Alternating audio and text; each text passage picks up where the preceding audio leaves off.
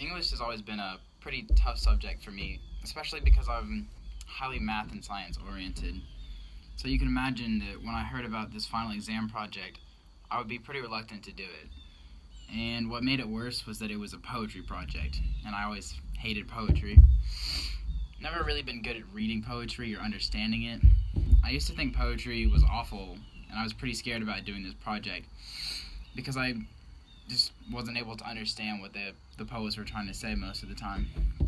So for this project, I decided to do a poem that I had read in the past, and this time go more into detail on it. I chose "I Know Why the Caged Bird Sings" by Maya Angelou. Now this poem was written around 1969, and Maya Angelou is talking about the effects of slavery and oppression. And being who I am, I'm not really able to relate to this poem in any way. I believe in racism and oppression, and that they're a major problem in society today. But all my life, I was raised with the philosophy of treating others as you would like to be treated. A person shouldn't be judged by the color of their skin, or their religion, or really anything. In researching Maya Angelou and her poems, I've come to understand how powerful a single voice can be, and how America as a society still has a long way to go before we can be truly considered equal. I know why the caged bird sings. The free bird leaps on the back of the wind and floats downstream till the current ends, and dips his wings in the orange sun rays and dares to claim the sky.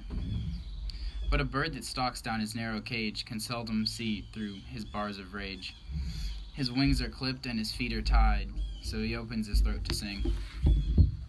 The caged bird sings with a fearful trill of things unknown but longed for still, and his tune is heard on a distant hill, for the caged bird sings of freedom. The free bird thinks of another breeze, and the trade wind soft through the sighing trees, and the fat worms waiting on a dawn-bright lawn, and names the sky his own. But a caged bird stands on the grave of dreams. His shadow shouts on a nightmare scream. His wings are clipped and his feet are tied, so he opens his throat to sing.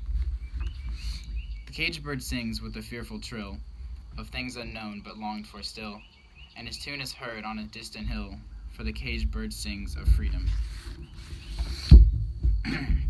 So in the first stanza, Maya Angelou is talking about a free bird, or a white, as she is discussing racism, and saying that the bird is free and able to do as he pleases, and is able to claim the world for his own and conquer lands and just do anything, really. And in the second stanza, she talks about a bird in its cage and how it's not able to see through the bars because of the anger. And the only thing that it's really able to do is sing for hope of becoming free one day. In the third stanza, she talks about how the song is full of fear and it's longing for the freedom that it has never known. And in the line "on a distant hill" is saying that although it's just a single bird crying out for freedom, it can be heard by all because it's such a major problem. In the fourth stanza, Maya Angelou switches back to the free bird, and it's talking about how the bird has no worries and is able to claim the sky once again.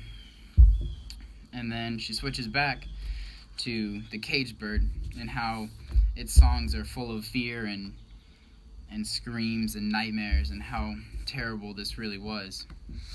And then in the final stanza, she switches back and talks about how the bird is crying out for help, and how the only hope that it has is of being free one day.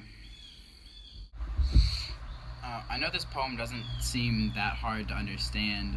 It's about a bird that's trapped and then it wants to be free like the others.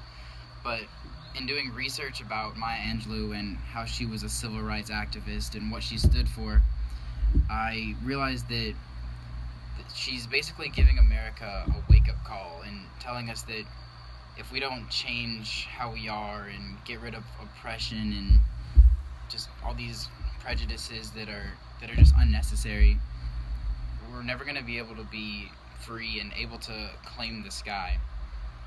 This poem can really be considered an American poem because of this basic principle of freedom that as Americans we all deserve.